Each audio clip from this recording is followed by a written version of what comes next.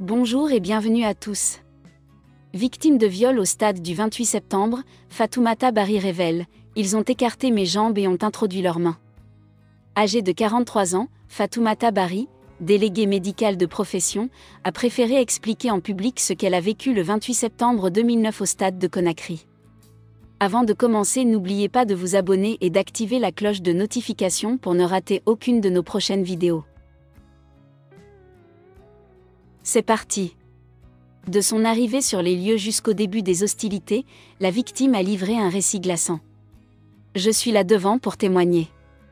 J'ai été victime de violences sexuelles au stade du 28 septembre lors de la marche organisée par les forces vives de la nation pour dire non à la candidature du capitaine Moussa Dadis Camara, entame Fatoumata Bari.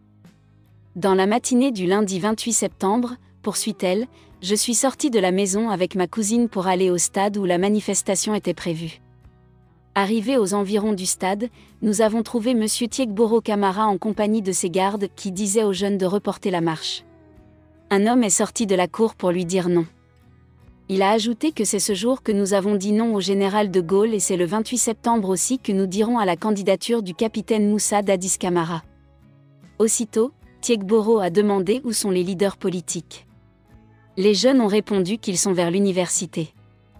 Ma cousine et moi ainsi que les autres manifestants avons continué notre chemin pour entrer au stade. L'ambiance était festive. Des jeunes priaient sur la pelouse. Les leaders, une fois à l'intérieur du stade, ont tenu des discours. Quelques minutes après, j'ai aperçu M. Jean-Marie Doré qui rentrait dans le stade. Elle ajoute que peu de temps après, des militaires ont commencé à tirer.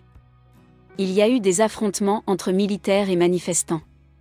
Les militaires ont ensuite fermé les petites portes du stade et laissé les deux grandes portes ouvertes avant de foncer sur la foule qui se trouvait à l'intérieur.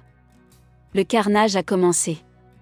Ce jour-là, nous avons vu toutes sortes de choses.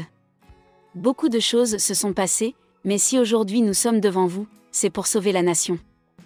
Il y a eu tellement de choses que jusque là où je suis assise, quand je me couche la nuit, c'est ce que je vois malgré que ça fait 13 ans. Nos agresseurs tenaient des propos comme « Nous allons tous vous tuer ». Ceux qui sont censés nous protéger nous disent cela. Pendant 1 heure, ils nous frappaient avec leurs matraques et les crosses de leurs fusils.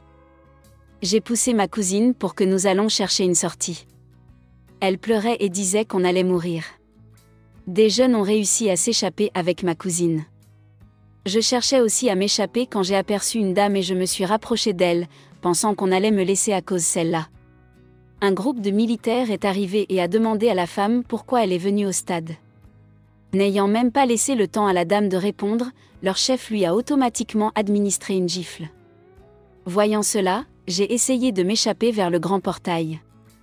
Quand des policiers et gendarmes m'ont arrêté et c'était autre chose, raconte la victime. Ils m'ont giflé et ont pris un couteau pour déchirer mon pantalon.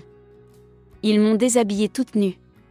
Ils ont fait rentrer leurs mains, m'ont jeté à sol et continué à me frapper à l'aide de bois jusqu'à ce que je cesse de pleurer. Ils m'ont laissé un peu pour revenir. Ils ont écarté mes jambes, ils ont introduit leurs mains. Il n'y a pas ce que je n'ai pas eu. Je pleurais, criais et les suppliais. J'ai dit aux gendarmes et policiers qui m'ont prise que j'étais venue vendre de l'eau au stade, qu'on fait-elle à la barre.